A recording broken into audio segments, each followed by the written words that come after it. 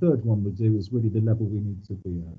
Okay, so stationary points are where the curve is turning. Okay, so they are, for the purposes of further maths, they are either the maximum points or the minimum points. All right, so if you've got a curve going like that, or stationary points are where the gradient equals 0, so that would be a maximum point, that would be a minimum point. So that's what we're doing. So what we know about where you've got a stationary point, the gradient is 0. So if you differentiate and set that equal to 0, you can go and work out the appropriate x coordinate. So by differentiating, we can work out what that x coordinate is and what that x coordinate. So if you could just turn to question 1, if you'd run it off, please. No big deal if you haven't. You can just quickly scribble it onto paper or just watch, really. Okay, so this is an easy one. So find dy dx. So we obviously multiply by the current power, reduce the power by 1. So x squared becomes 2x, minus 4x becomes minus 4, and the plus 21 disappears. So that's having differentiated it. Now we're interested, so that's just the answer to part A. Now for part B, they're saying, hence find the coordinate of the minimum point. Now they're telling us that it's the minimum point. You'll see later that sometimes they won't give away whether it's the maximum or the minimum, and you have to do further work to find that out. But here, they're telling us that it's the minimum point. So we take our differential, because we know at the minimum point it is flat. Okay, so here's our curve, there's the minimum point. So we just go and set our differential equal to 0. So easy maths, add 4 to both sides. Divide by 2, and we've got the x coordinate being 2. Oops, that should be 2. The x coordinate being 2. So go and substitute that 2 back into the original curve, not the differential, back into the original curve to work out what the y value is. So y equals x squared minus 4 lots of x, add 21. So substituting that 2 into that, we get 2 2s are 4, then 4 times 2 is minus 8, and then we add on 21, so that's going to be minus 4 add 21, that's going to be 17. So our minimum point is at the coordinate 2 minus 17. So that's an easy question. These are all further maths ones, okay? But you know, that's sort of an entry point level. Okay, if we could go to question 3, please.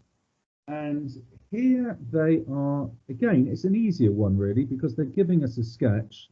So we can straight away see that A is a maximum point and B is a minimum point. And they're asking us to work out the coordinates. So the same idea, we would go and differentiate our curve. So dy dx equals, so x cubed becomes 3x squared. Minus 3x squared becomes minus 6x, and the plus 1 disappears. Now at a stationary point, the gradient is 0, so we go and set our differential equal to 0. So let's go and factorize this fully. So let's take out 3x from both terms, and we're left with x minus 2. Now, think of that 3x as effectively your first bracket. What value of x makes 3x equal to 0? Well, that's when x equals 0. And what value of x makes the bracket 0? That's when x equals 2. So put that into the context of the diagram. We can see that the x coordinate for A is the 0, 1. So that's going to be the maximum points. And B is going to have an x coordinate of 2. That's the minimum point. So again, we would just substitute those x values back in to work out the, substitute those x values back into the original curve to work out the y coordinates. So for point A, we know that x equals 0. So to work out the y value, go and pop 0 back into the original curve. So y is going to equal 0 cubed minus 3 lots of 0 squared and 1, so that's obviously 1. So point A is 0, 1. There's a bit of a lag now, sorry, it will come through in a second, okay? So we've just gone and substituted 0 back into the original curve. All right, I pop 0 into the original curve, which I've done over there. It's just coming around. It will come through in a fluorescent brownish colour in a moment. Now, let's go and work out the coordinates for B. Gosh, there's quite a lag now, isn't there? Never mind. I think you can just follow it from what I'm saying. So for point B, we've just worked out that the x coordinate is 2. The x coordinate is 2. Substitute 2 back into the original curve, and we're going to get y equaling 2 cubed minus 3 lots of 2 squared, not adding 1. So that's 8, take away 12, add 1, which is minus 3. So the coordinate for B is going to be minus 3. Now, I appreciate there's quite a lag between what I'm saying and what you're seeing. There you go. I think the minus 3's just come through. Okay, so I'm just going to let that catch up. Now, the last one we're going to do, which is really where this is the key question for today. We're going to do question 7, please. And this is going to tie in with that second derivative that we did last week, okay? If you remember last week, we were working out d2y dx squared. This is where that comes into play. So they're not giving anything away here, okay? We're being asked to work out the coordinates of any stationary points, and they're not telling us how many they are. And they're also not telling us whether they're maximums or minimums. So when they say determine their nature, that's what they mean. Are these turning points maximums or minimums? Now, for what it's worth, it's quite handy to get used to just visualizing the type of curve that will be. Now, it's all down to that initial term. Had it been a plus x cubed, it's going to be, broadly speaking, that shape. But because it's a minus x cubed, because it's minus x cubed, again, I'm wary of the lag, because it's a minus x cubed, it's going to be this sort of shape. I'll just wait for that to come through on your screen. Because it's minus x cubed, it's going to be, just waiting for it to come through, it's going to be the other way around. That's that shape. So in your mind, you should be thinking the minimum point will be to the left and the maximum point will be to the right. Okay. Okay, so let's just kick off with this. So let's differentiate it. So dy dx equals minus 3x squared plus 24x minus 36. Now, straight away, I can see, well, I'm going to solve that equaling 0, aren't I? Because I want at the stationary points, the gradient is 0. So let's go and set this equal to 0. And I can see straight away that I can divide 3 by 3, which is quite handy. So dividing 3 by 3, I get minus x squared, and minus x squared plus 8x minus 12 equals 0. Now, I don't like it when it's a minus x squared. That just makes it awkward. So we've divided 3 by 3. I would suggest at this point you choose to divide 3 by minus 1 or multiply by minus 1. That just basically changes all the signs. Okay. Now it equals 0, so you can do that. So just multiplying or dividing through by minus 1. Let's just go and make the x squared a positive number. It's just easier to do our factorising.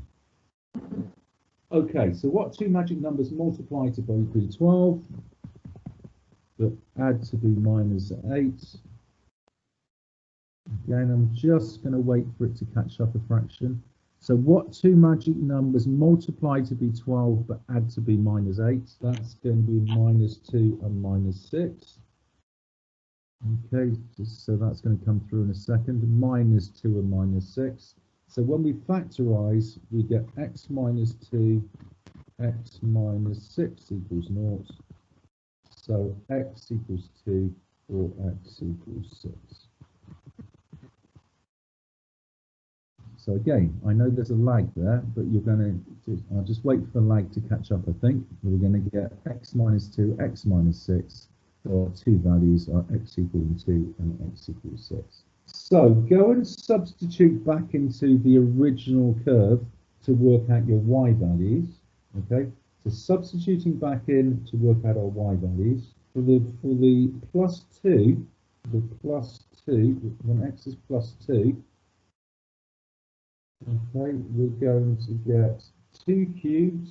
We're going to get minus x cubed. So we're going to get minus whatever 2 cubed is. So we're going to get so to work out the y value, we're going to get minus 8 as the first term. That's substituting 2 cubed and put a minus in front. Then 2 2s are 4, 12 4s are 48. So we add on 48. And then 2 minus 36 times 2 is minus 72. Pop all that together and we get minus 32.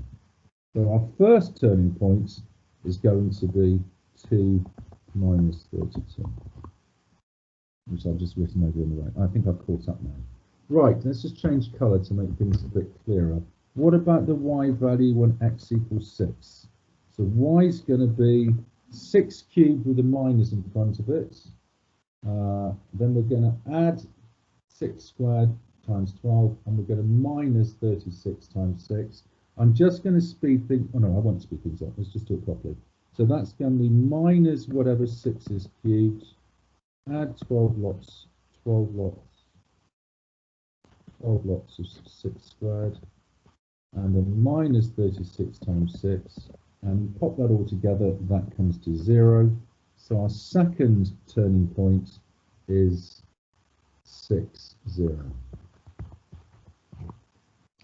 Now, if you remember last week, we were doing d2y dx squared. So that's what we're going to do now. Okay, let's work out the second differential. So we are differentiating the differential. So we're differentiating that minus 3x squared plus 24x. Okay, so differentiating that, multiplied by the 2, reduce the power by 1, we get minus 6x plus 24. And that's what we were doing last week. Now the new bit is, go and substitute in the x values into that. So let's start off by substituting 2 into our new differential. So when we substitute the x value 2 into our new differential, so when we went x equals 2, d2y dx squared equals minus 6 times 2, we add the 24, and that comes to plus 12. Now, I forget whether we mentioned this last week or not, but this is the key point. If the second differential is positive, then it is a minimum point, okay? So here we can just say d2y dx squared is greater than 0, therefore 2 minus 32 is a minimum point. I'm just going to set that out at the top because this is the key learning point, okay? No, I'll set it out at the bottom, there's a bit more space there. So, where d2y dx squared is greater than 0, it is a minimum point, okay? Now, what we are saying with this is that it's the minimum point because the gradient is getting, the rate of change of the gradient is getting bigger all the time. Think about the gradient, sorry, that's the maximum, isn't it? What am I talking about? Just change that shape. So at a minimum point, think about the gradient as you go from left to right. All right, it's this steep negative gradient, so say minus 10, then minus 8, then minus 6, and then you end up at the bottom with the gradient being 0. And then as you move along, the gradient becomes a positive number, getting bigger and bigger and bigger as it gets steeper going upwards. So d2y dx squared is the rate of change of the gradient. Now, I think a nice shortcut way to remember it at our level is it's d2y dx squared. So we'll think of the 2, we're looking at the second bit of the curve. Now, because it's greater than naught, it's therefore a minimum. Okay, so I think that's quite a nice way to remember which way around it is. It's d2y dx squared. It's greater than naught. The second half of the curve is positive. It's greater than naught. Is therefore a minimum. So that's so we have gone and worked out that 2 minus 32 is a minimum. Now, what about our second coordinate? What about the 6, 0? So for 6, 0, okay, so for 6, 0, let's go and substitute that into the second derivative. So x equals 6. Substitute this into the minus 6x plus 24. So d2y dx squared equals minus 6 lots of 6, and we add 24. And that gives us minus 12. Okay, so d2y dx squared is less than 0. It's minus 12. Therefore, that is a maximum point.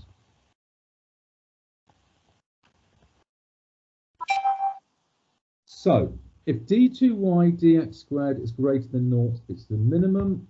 And I'm just going to pop it on the top. But if d2y dx squared is less than 0, it's a maximum point. So, I think it's very handy is if you could almost have preempted this. That little sketch I did up in the left and the right hand corner really told me that my 2 minus 32, because 2 is obviously to the left of 6, it was going to be a minimum point. And so I knew that was going to be the answer. But they are going to be looking for you to use the second derivative to prove it. But if you've just done that sketch in the corner, you know what the answers are going to be. So that's where I want to stop this. I'm quite happy. Does anybody have any queries on that? So don't go and put your cameras back on because I'm still recording. But does anybody want any clarification on any of those points? Because if you do, it would be quite handy that it's on the recording, because if you don't understand it, there's chances are that others don't understand it. So please feel free to unmute and ask for any clarification on that question 7, please. Okay, super. So I'm going to stop the recording now, guys. And then I'm quite happy.